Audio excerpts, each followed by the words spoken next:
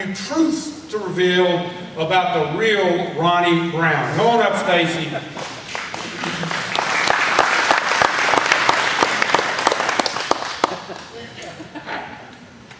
Shay actually is here. She made it last minute, so she's over there with us. I have a little.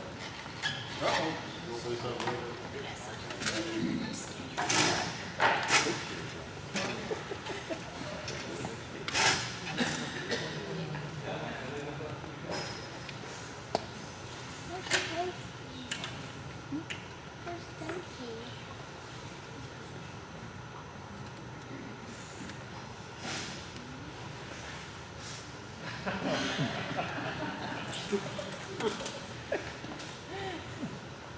You have a job, Brown. This is Brown. This isn't Ronnie to us. Shay and Monica and I, well, Monica and I at least, worked at Conyers Pharmacy in high school. So we were 15 and 16 years old. And we figured out tonight that was 28 years ago. It's a long time ago to remember stuff, but I'm going to do my best. Brown, I need you to read the slides for me. Yeah, read that for me. Can you?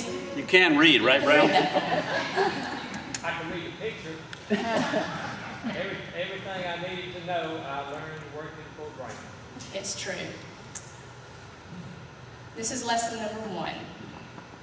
Serving others will serve me well.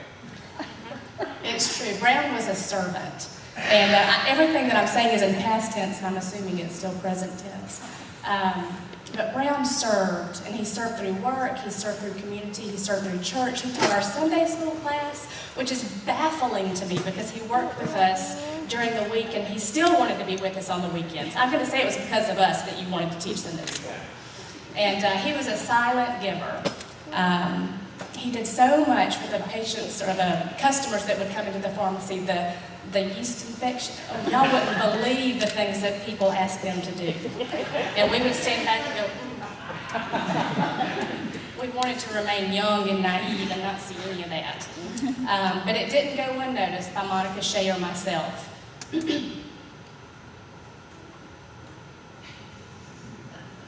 That's Monica, and that's Brown, with black hair. So Brown, I grew up in a single parent household, and so I probably never told you this, Brown, but Brown was my male role model when I was growing up. Oh, I hope I don't get emotional here. But I watched him from a distance, love his family like mad. He loved Janet. He always spoke so fondly of her. He loved Val, he loved Rodney, and he treated me like his own. He corrected me when I needed it, which was often. He loved me. He taught me, he encouraged me, and he gave me guidance. He even worked on my car. He checked my oil, he checked my tires, and he did all of the things that made a big difference for me. Lesson 2. Playing is fun, and it makes work fun. When I wrote, when no customers were around, we had a blast, but that wasn't true. We always had a blast.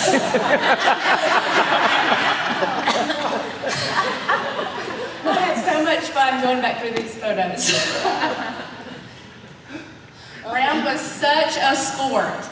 I know that we drove him crazy. I know that we drove Norton crazy, but they never let on. We had so much fun at work. I told y'all we had fun. We even got Ronnie Brown's skating rink.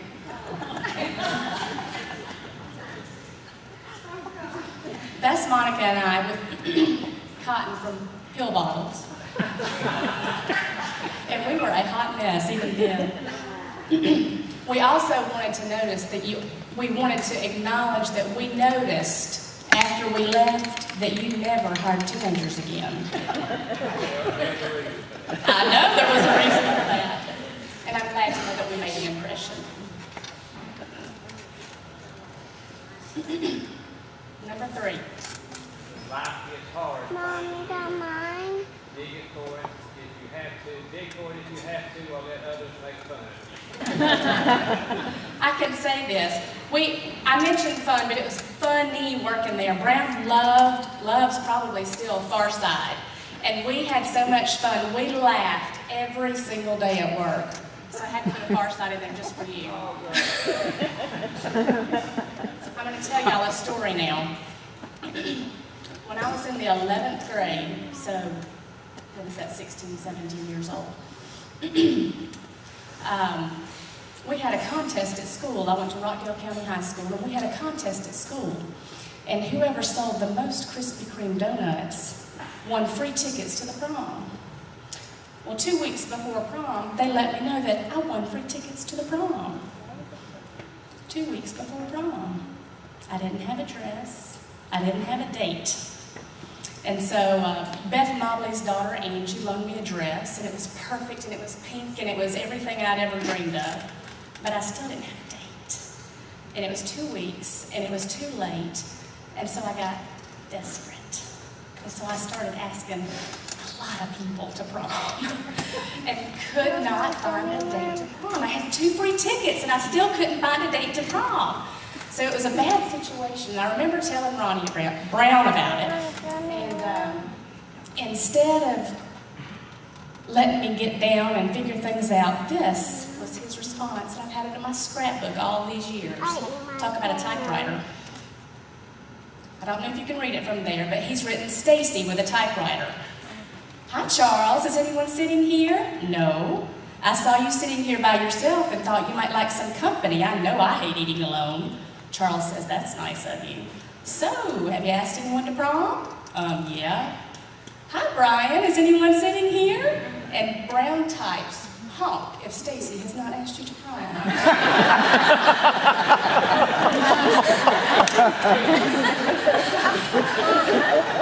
I told my husband this story earlier today, and he went,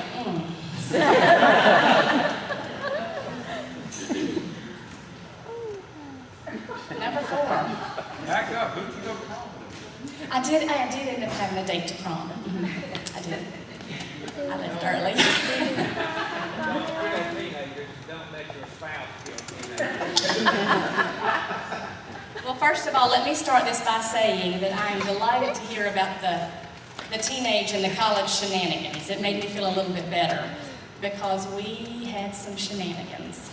I'm not proud of them now, but we did lots and lots of shenanigans. It was good, clean teenage fun. It may not have been good and clean for Janet and Ronnie, but it was good, clean teenage fun. We caused a lot of work for them, and now that I'm an adult and have kids of my own, I would kill me. I would kill me. That one's for Rodney. That's Monica. You won't guess what they wrote that with.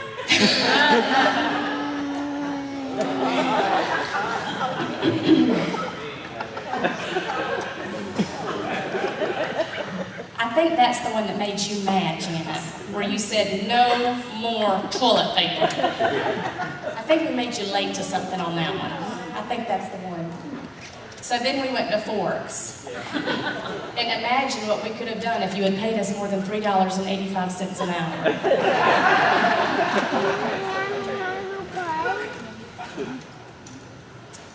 If it's worth having, it's worth working for. It's true. We had a blast at the pharmacy. We learned a lot. That's Monica and Shay and Sonia and myself and Bill. I don't know when that was. But Monica and I, after college, or after high school rather, went to work for 2 other companies, and Shay stayed for a long time after that. Well, she went to college, but Monica and I went on. We worked for 2 companies together after that. This is the next one that we worked to. This is the reason that we both graduated from college, this job right here. But we always had fun together. But there is no job that holds a place in our hearts like when we worked at Conyers Pharmacy. So Brown, congratulations. We're proud of you, and thank you for being who you are and just having a heart of gold and being the very best. We love you.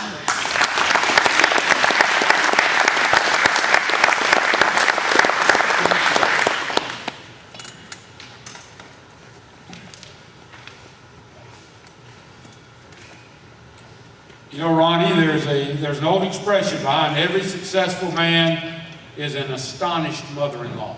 Well, that's not how it goes. It goes a strong woman. You know, Janet has been putting this together for months and months and months. And she was really, really worried about having me emceeing this event. So I hope that your fears have subsided. But she's going to say a few words now, and hopefully, finally, we're going to hear about the real Ronnie Brown.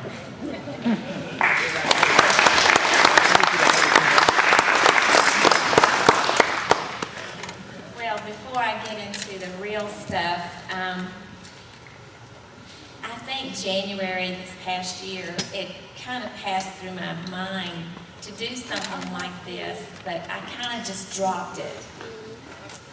And then the kids, Rodney and Val, said, Mom, you need to do something for Dad. I said, I don't think so. Nobody does that anymore. So I got on the phone with Anthony, and I said, Anthony, what do you think about the store doing a celebration for Ronnie's retirement? And he said that he had already had it in his mind to do it. And he said, we need to do it as a surprise. That was in June. So we started putting it all together. And my biggest fear was he was going to find out. It has been a challenge to keep it quiet. But thanks to all of you for coming tonight and sharing in this celebration. I really do appreciate your support. Getting him here today took a lot of lies last week, and I've asked for a lot of forgiveness, so I'm good. But I had our Sunday school teacher, who is one of us, to call Ronnie at 5:15 and explain that he is out of town. He is not out of town. Oh, he lied too. And our class had given our teacher, Jerry Harris, a Bible a year or so ago. And so this Bible meant a lot to him. And so I asked Jerry to please call Ronnie at 5:15 and explain that he's out of town, that he left his Bible in the worship center this morning, and that Bible was very special, and would he please go get his Bible. Now, I had already pre-planned with the custodial staff, got them in on the loop, so they were in on it too. But at 5:20, I hadn't heard any phone call, so I'm getting on the phone, texting Jerry's wife, and I said, please have Jerry call Ronnie. And I'm just, that was my only way of getting him here. So anyway, soon I got a phone call from Jerry, and I handed the phone to Ronnie and gave him the story, and I kind of stalled a little bit. Finally got Ronnie in the car, and we got here. I mean, we were looking for this Bible. It wasn't even lost. But that's how we got him here tonight. So, with all that being said, also, there's lots of little reunions in here tonight. And I've just seen a lot of people just rejoicing, seeing each other again after many, many years of not seeing each other.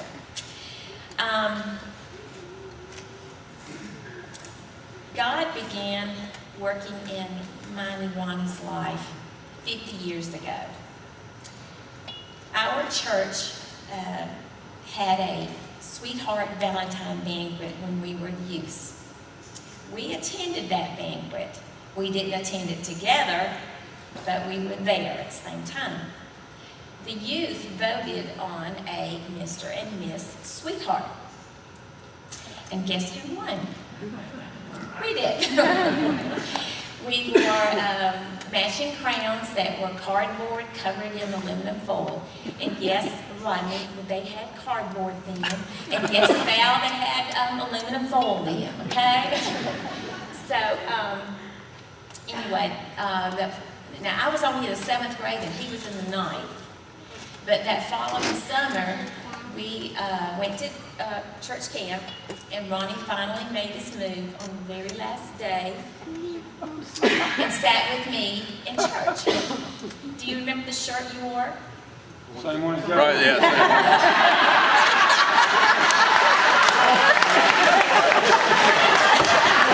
Don't steal my thunder. That's right. That's right. Okay. So, we've been married for 43 years, and if you'll do the math, we putted around for 7 years prior to that. During those 7 years, Ronnie taught me how to drive a four-shift in the floor, or whatever you call it. His dad had a really old truck. The truck was probably a 1948. I don't know. I don't remember the year, but it was an old truck. Flat Shells Road was not paved, and there was a creek where Johnson Road crossed Flat Shells. So he taught me how to drive that shift in the floor, and I did really well. I didn't jerk us around very much, and I had that foot coordination and shifted those gears without scraping them. I thought I did really great. So I showed him appreciation by taking him roller skating. You should have seen his arms. They were flying around back and forth, and the next thing I knew, he was down on the floor. So I was a much better student at driving a four-shift than you were of roller skating. And still to this day, he can't swim and he can't roller skate. Let's see, in high school, he was voted most intellectual, senior superlative, but I don't know what happened to that, because he's beginning to learn to cook, and he doesn't know how many ounces is in a cup. Ronnie held many jobs while we were having fun in our dating years. He cut grass for different neighbors and friends. He worked at DeKalb County picking up trash. I called it garbage because it looked like a garbage truck, but it was really trash. It was, yard debris and stuff.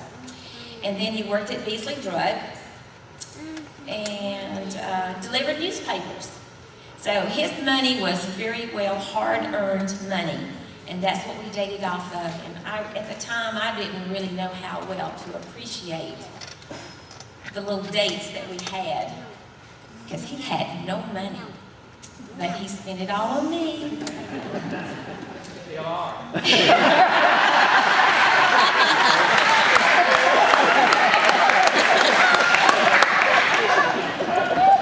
Ronnie has so much fun with life. We had a semi-formal school dance that we went to. He came to the door and knocked on the door and greeted me like you're supposed to. He handed me this huge ribbon bow, and in the middle of it was little pink plastic roses. Now, if you remember back in the day, you used to give Valentine candy, and it was a big heart-shaped box. Well, he said, I am so sorry. I did not have enough money to buy your corsage, and here it is. So, Mom, do you remember? We went...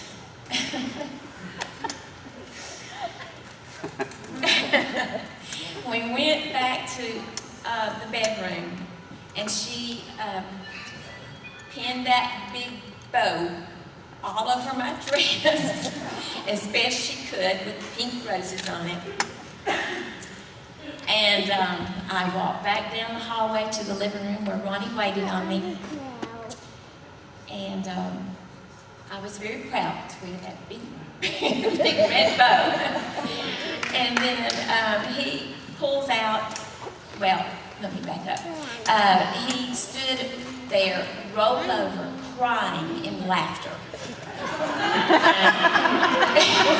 And he pulls out this beautiful orchid corsage.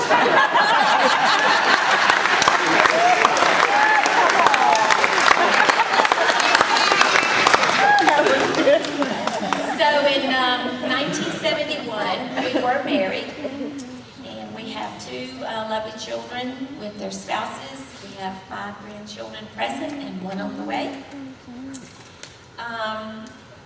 Ronnie continued through our marriage to have fun with life. When Rodney was old enough to get his driver's license, he had pre-planned with the state patrol to play a joke on him. So he passed his driver's test, he passed his written test, but you know you have to take an eye exam while you're there. So they just said, Rodney, you can drive anywhere in Rockdale County, but because you did not pass your eye exam, you cannot drive down the interstate. Well, you know, all of us wear glasses and we're used to having that little handicap.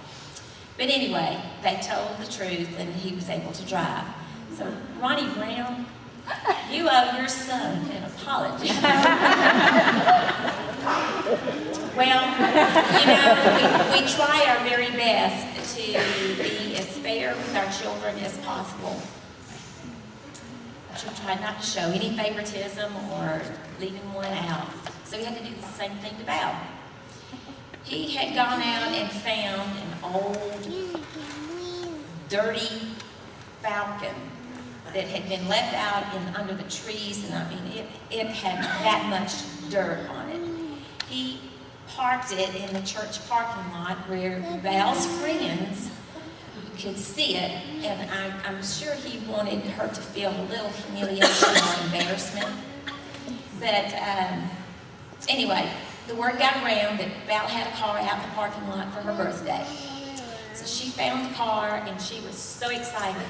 She started talking about, oh, we can wash it, and we can shine it, and we can put new tires on it, and we can do all this kind of stuff.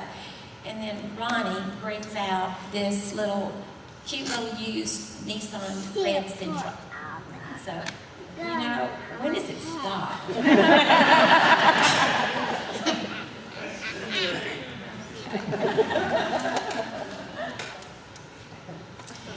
Okay, now the dirty stuff. Okay, Ronnie is beginning to show signs of the old man disease.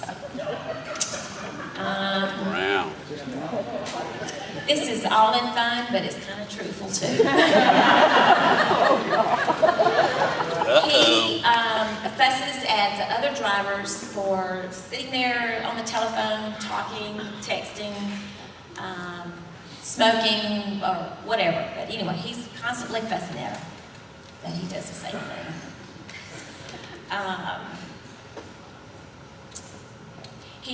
The kids get on to him about this all the time, but he has a way of stopping in the middle of the intersection.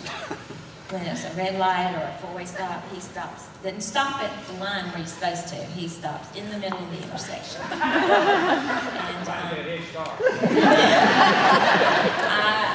going to leave it at that. Okay. If you're on the interstate and there's 3 cars stopping in front of you, he calls it a traffic jam, and he thinks like we're in a panic. We got to reroute this trip. So, and then he still makes me pay cash at the gas pump. He still makes me write a check at the grocery store. We went a few months ago to open up a savings account for the purpose of putting aside money for taxes and things like that, trying to learn to live on this restricted income. The lady at the bank said, Mr. Brown, you need to get in the 21st century. So all those that want to vote for Ronnie to get into the 21st century, raise your hand. Yeah.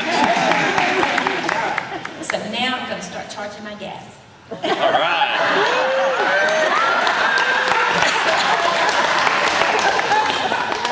Okay. You know, they say your hearing goes and then probably your eyesight. Well, we went to Sam's and we bought some peanut butter, you know, jars about this big. about that big round, and you had to buy them in tubes.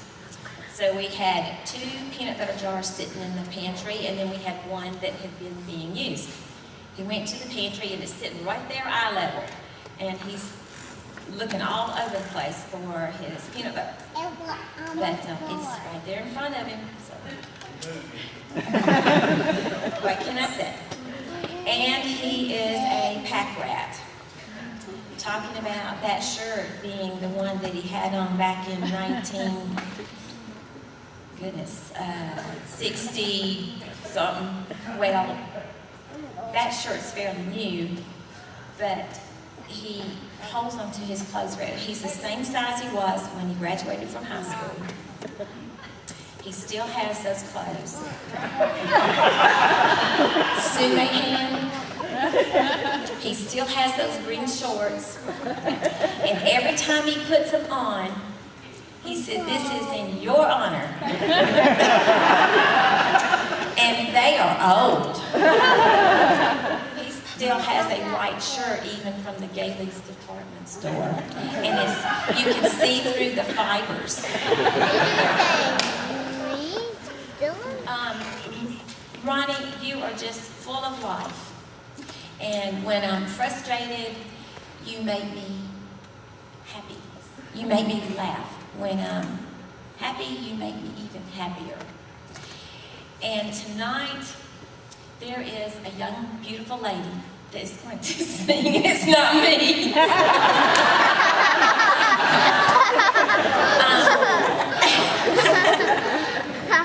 Back when we were at another church, there was a lady that you just loved to hear her sing. And she's here tonight. It's Dawn Overstreet Moon. And she's going to sing for you our song, "I'm the Happiest Girl in the Whole USA."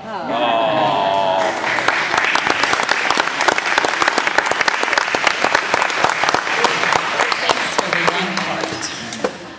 I'm at a retirement party. It's not feeling so young.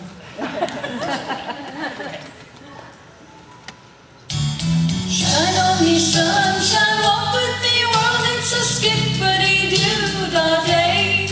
I'm the happiest girl in the whole USA. Good morning, morning, hello, sunshine. Wake up, sleepyhead. Why'd you move that Bojangles clock so far away from the bed? Just one more minute, that's why we moved it. One more hug or two. Do you love waking up next to me as much as I love waking up next to you? You make the coffee, I'll make the bed. I'll fix your lunch and you fix mine. Now tell me the truth, do these old shoes look funny? Honey, it's almost 9.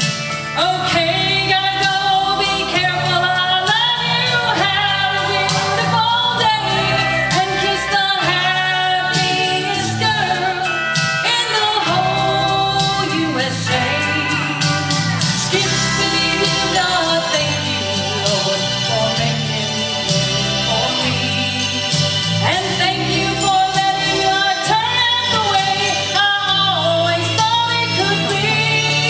There once was a time when I could not imagine how it would feel to say I'm the happiest girl in the whole USA. Shine on me, sunshine, walk with me, world, it's a skippity-doo-dah day. I'm the happiest girl in the whole USA. Shine on me, sunshine, walk with me, world, it's a skippity-doo-dah day. I'm the happiest girl in the whole USA.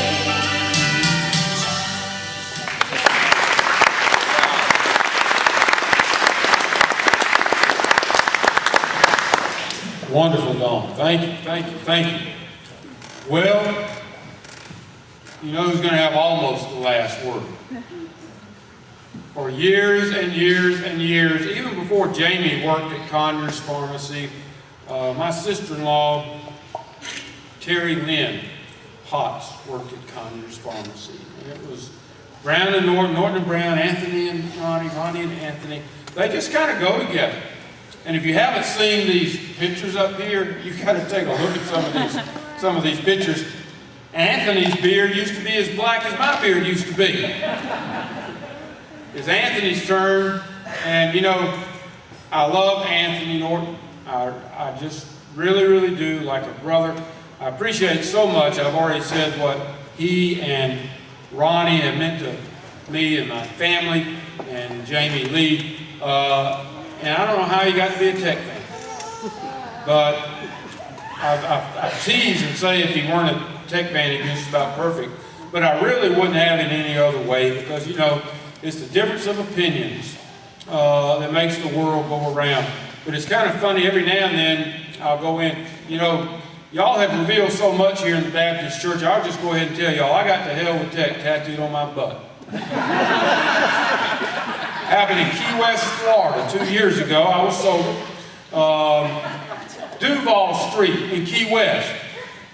85 people walked by while the guy was doing it on the street. Nobody even looked. That's the way Key West is.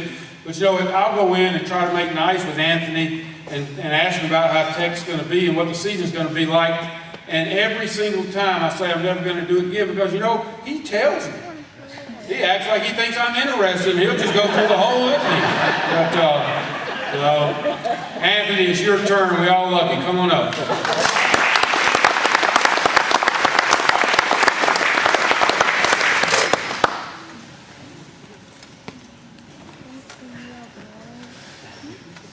I saw it had an unfair advantage on some of these prior speakers. Ronnie's going to have the last word. I'd really just like to thank each of you who have come tonight, employees, pharmacists who work for us, pharmacists who've been our competitors, who we have a great relationship with, our prior boss at Beasley's that Ronnie worked with, Ronnie and I worked with before we came. We've got friends, we've got salesmen who are friends. We've got our CPA here who has been with us since before we opened our doors, and just a lot of people here I'd just like to thank.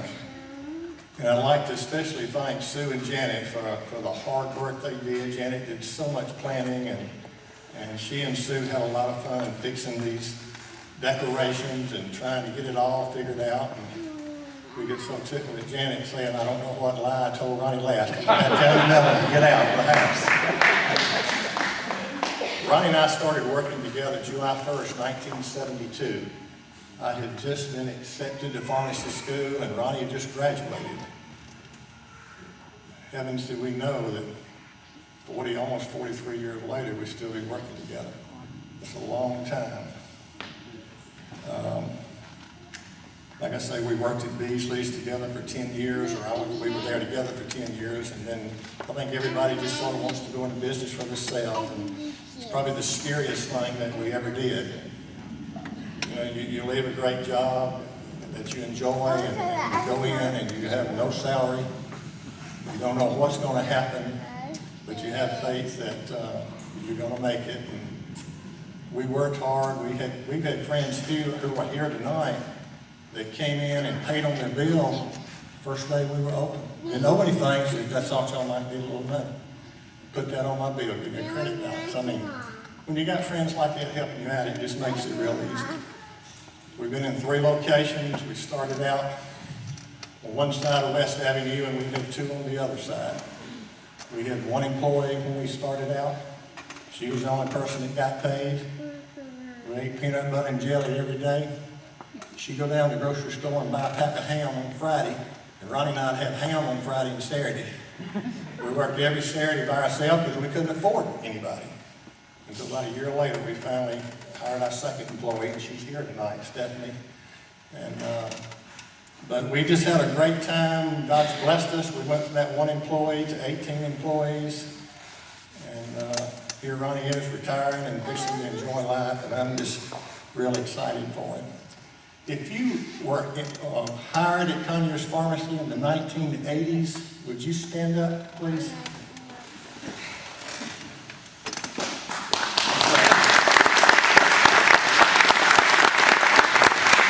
And if you were hired at Conyers Pharmacy in the 1990s, would you stand up?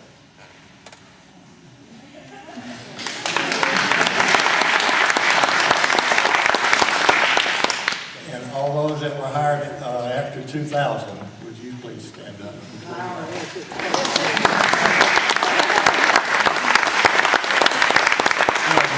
You guys have made what our business is, and because everybody said we don't work anymore, and you guys are always there, and we certainly appreciate it. Ronnie, I could pick at you and have a good time, but that's probably not what I'm going to do. I am going to throw out a few things. Advertising is the hardest thing to do when you own a business. And one time we decided we were going to do a commercial for the cake company.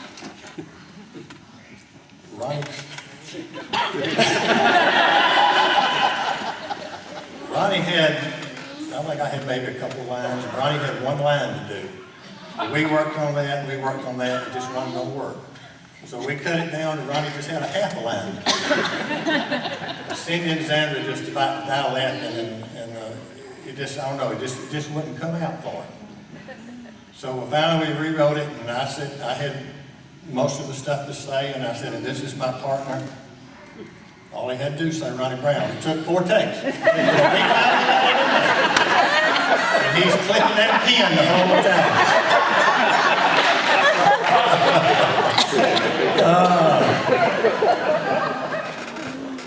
He used to love to tell a joke. It was number 19.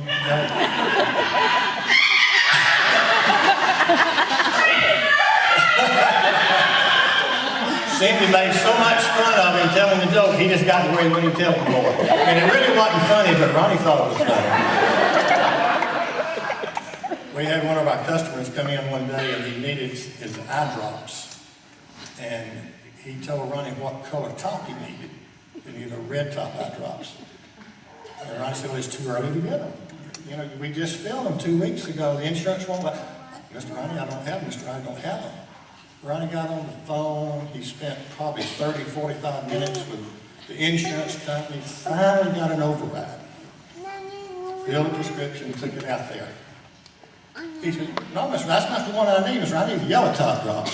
Oh, my goodness. I wish you could have seen the expression on Ronnie's face. He said, well, Mr. Ronnie just got my colors mixed up. We used to love to tease Ronnie about getting the colors mixed up.